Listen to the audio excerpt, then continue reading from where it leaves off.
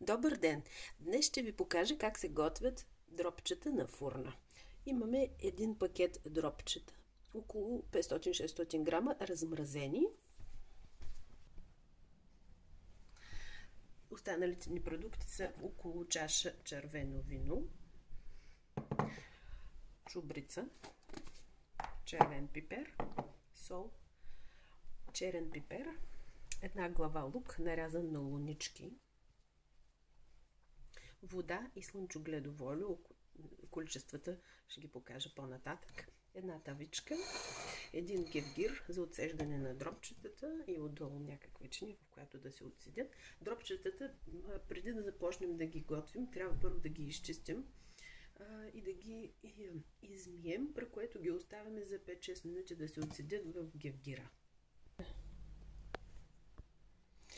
Ето тези бели мазнинки ги махам от дропчетата. Също и ако има някъде едни зелени, те са горчиви от жлъчката, пак такива отпадъци, които не стават за готвене. Понякога се намират и сърца в дропчетата. Те се чистят последният начин. Самото сърце се цепва така, по дължина, и кръвта, което е вътре, се измива. След като сме изседили дропчетата и сме ги измили предварително и изчистили, ги слагаме в тавата.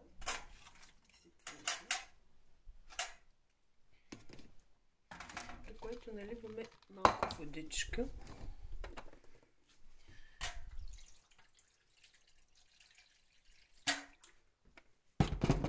И аз ги слагам на котлона, докато започнат леко така да образуват някаква пяна, при което изливам водата. Ето започва да образуват лека пяна дропчетата и леко да се променят цвета. Изключвам от огъня и изливам водата. Ето, излях водата с пяната, налях прясна вода, да ги измия още веднъж дропчетата. Сега ще излея и нея.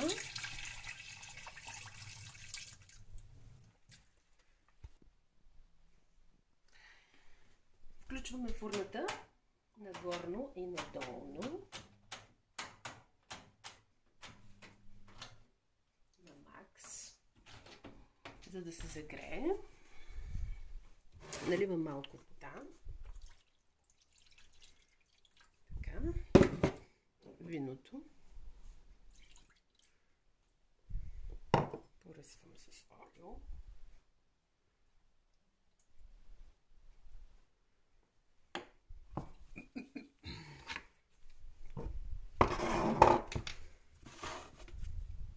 Нарязаният на лунички лук.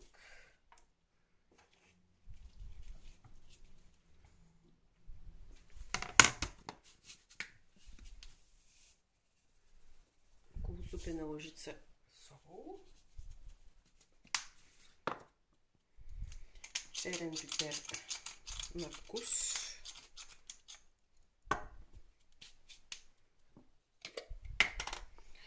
Червен пипер също на вкус.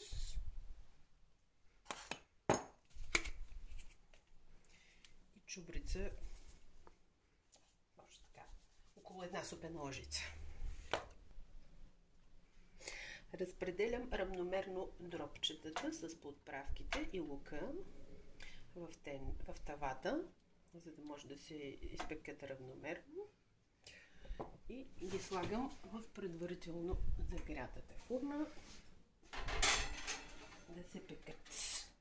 Първоначално ще се сека около 20 минути, но трябва да се наглеждат през 10 минути. След точно 20 минути нашият пилешки дроп завира, след което Слагаме още на 10 минути да се изпече. След общо 30 минути печене във формата, ето как изглеждат пилешките дробчета. Ето как изглеждат нашите изпечени пилешки дробчета. Вече готови за ядене. С гарнитура по желание може да се поднесат. Приятен апетит!